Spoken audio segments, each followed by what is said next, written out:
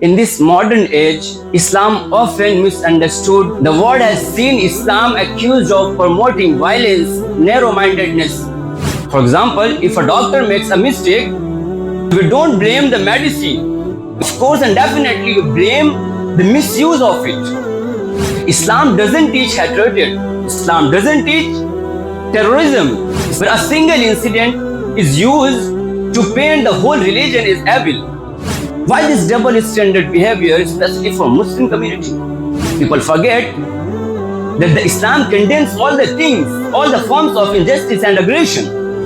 So how can a religion whose foundation is mercy, whose prophet called Rahmatul lil Alameen, it means the divine message that Allah sent a lot of prophets from Adam alayhi salatu wasalam to our beloved Prophet Muhammad sallallahu alayhi wasallam, all humanity, for all times and forever. They wrote a letter, they make an agreement and hang it inside the Kaaba. There is no food to eat, there is no anything to enjoy, there is nothing at all. Even he was hungry, but never stopped to thank Allah. Bismillahir Rahmanir Rahim. Alhamdulillah hamdan kathiran tayyiban mubarakan fi.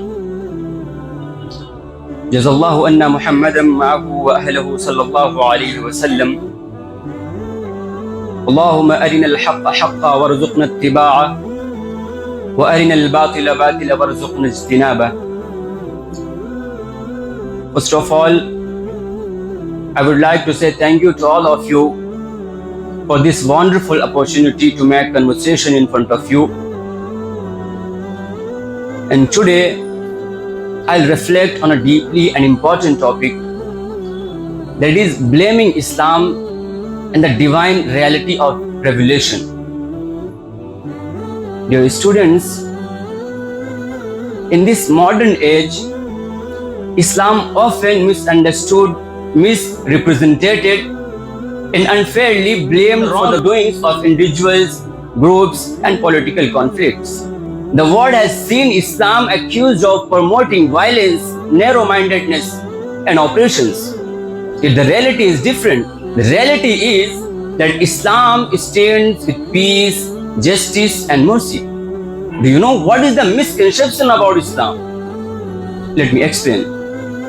Throughout the history, people have judged Islam not by its message, but by actions of those who fail to follow it. They forget that the faults of Muslim is not fault of Islam. For example, if a doctor makes a mistake, so we don't blame the medicine. We don't blame the doctor. Of course and definitely we blame the misuse of it. Likewise, if a Muslim person commit a wrong act, so it is his own error, not the fault of Islam. Even Islam commands goodness. Allah mentioned in the Holy Quran in Surah Fussilat, وَمَنْ أَحْسَنُ قَوْلًا مِمَّنْ دَعَا إِلَى اللَّهِ وَعَمِلَ صَالِحًا وَقَالَ إِنَّنِي مِنَ الْمُسْلِمِينَ. Who is better in his speech than one who invites towards Allah and say, indeed, I am of the brothers. Islam doesn't teach hatred. Islam doesn't teach terrorism. Islam doesn't promote the violence. Islam teaches balance, justice without oppression, freedom without chaos, love without immorality. And today, in this modern age, where a single incident is used to paint the whole religion is evil. If a Muslim person commit a wrong act in the name of Islam, the media headlines say Islamic terrorist or Muslim extremist. For example, 9/11, this incident is happened in 2001, Pahalgam attack in 2025. And there are more than hundreds of incidents where Muslim community has been accused, where Muslims have been targeted. But if other person commit the same act, commit the same action, the religion never mentioned, not at all. Why?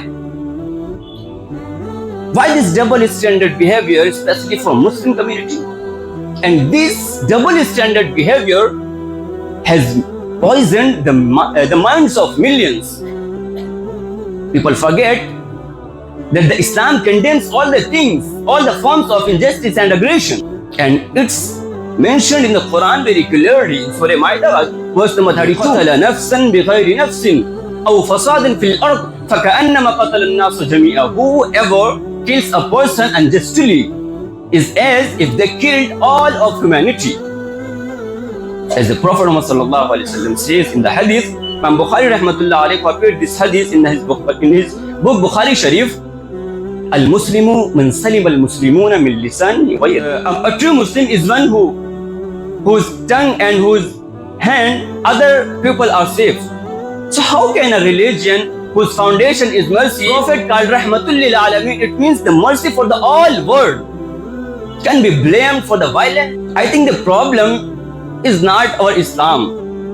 The problem is that our failure to live Islam. And dear brothers, there is one and only way to bring revelation in our community, in our society. And this is the second part of my conversation. Let me explain the divine message that Allah sent a lot of prophets from Adam alayhi salatu wasalam to our beloved Prophet Muhammad sallallahu alayhi wasallam have came with a revelation according to the time. But there is a twist that their revelations are different for limited time, for limited country, for limited places. But at the last time and last and final revelation was sent for all humanity, for all times and forever. So Quran tells us how we live a good life. Quran tells us how we behave in front of others. And each and every problem and its solution is explained in Quran and Hadith in very detail. Dear brothers, let's move back to one of the most important and painful chapter to our Prophet Muhammad sallallahu alaihi wasallam. The painful years in Shabi Abi Talib. Shabi Abi Talib is the valley of Abu Talib. Abu Talib, Prophet Muhammad sallallahu alaihi wasallam's uncle. 3 years in the Shabi Abi Talib.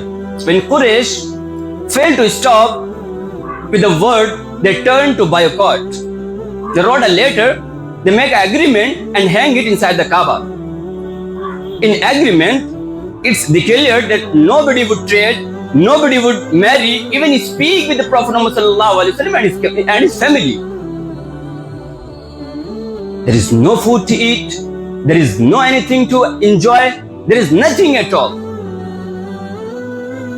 And here, and this point to be noted, dear brothers and my students, not a single word of complaint came from the blessed lips of Prophet Muhammad sallallahu alaihi wasallam. Even he was hungry, but never stopped to thank Allah. Even he was in pain, but never stopped to praying for enemies. Even he was surrounded by pain, but his heart was full of mercy. Subhanallah. And at that time Islam constantly to grow, because Islam cannot be locked in a valley. The faith cannot locked in a valley. They might cut off the food, water, etc., etc., but they cannot cut off the light of Islam. They cannot hide the reality of Islam. Dear brothers, there is one more important chapter to our Prophet sallallahu alaihi wasallam. I would like to say a journey towards Taif. Taif is a western city of Saudi Arabia, almost 70 kilometers from Mecca. After a long struggle in Mecca, when people rejected its message and mocked him, the Prophet ﷺ went to Taif, hoping that the people will open their hearts for Islam. But unfortunately, instead of welcoming, they insulted, they humiliated. And at that time, there was nobody with you. Even your best friend, who was always with you, Hazrat Abu Bakr Siddiq radiyallahu ta'ala, was not at that time. There was only one man, who is your servant, Zayd ibn Haritha radiyallahu ta'ala. And Zayd ibn Haritha radiallahu ta'ala anhu was trying to protect Prophet Muhammad sallallahu alaihi wasallam from the stones. Their children started to throw a stone on the Prophet Muhammad sallallahu alaihi wasallam. Zayd ibn Haritha radiallahu ta'ala anhu was trying to protect Prophet Muhammad sallallahu alaihi wasallam, but he failed because stones are coming from the all side. At last, the Prophet Muhammad sallallahu alaihi wasallam got sit down out of exhaustion and raised his hand, make a dua. Allahumma inni ashku ilayka zufa quwwati wa qillata hilati wa hawani ala nas. Oh my dear Lord, oh my dear Lord, I complain to you of my weakness, my helplessness, my insignificance in front of people. And Allah, if you are not angry with me, so okay, I don't care what happens. And at that time, Allah's mercy was aroused. And Allah sent Jibril to Prophet Muhammad sallallahu alaihi wasallam with two mountain angels. The angels came to Prophet Muhammad sallallahu alaihi wasallam and they offered to destroy the whole city, Taif. Here you can see the peak of mercy. The blood is rushing from the body. Your whole body was paining. Even Prophet Muhammad sallallahu alaihi wasallam said to the angels, no. Maybe their children will accept Islam, inshallah. Maybe their children will believe in Allah, inshallah. And I think after this incident, after 5 years, the people of Taif started to accept Islam, mashallah. Subhanallah. He is the man and his legendary life. Literally, he changed the world not with the sword, not with power. He changed the world with patience, love, mercy. And now, I'm summing up my conversation. Dear brothers, we should learn the manners from the life of Prophet Muhammad sallallahu alaihi wasallam, and let your manners reflect to your beauty of your faith, and show the world Islam through your love, kindness,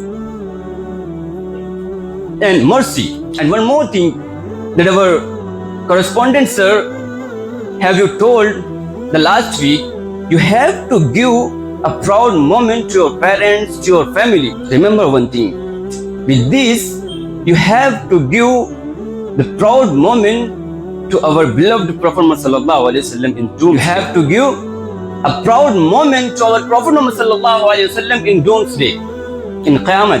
When Prophet Muhammad sallallahu alaihi wasallam say, and he or she is my ummati, I am proud of him, I am proud of his.